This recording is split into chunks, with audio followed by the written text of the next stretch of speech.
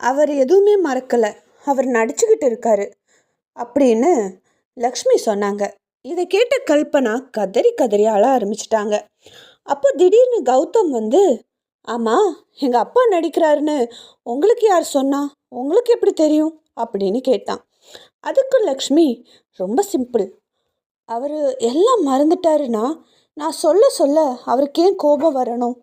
அவருக்கு ஞாபகம் இருக்கிறதுனால தானே நான் அவர்கிட்ட பேசும்போது என் மேலே கோபம் வந்துச்சு.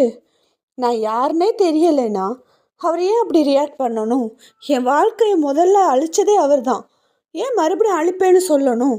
அவர் எப்படி வேணாலும் இருந்துட்டு போகட்டும், எனக்கு பிரச்சனையே இல்லை.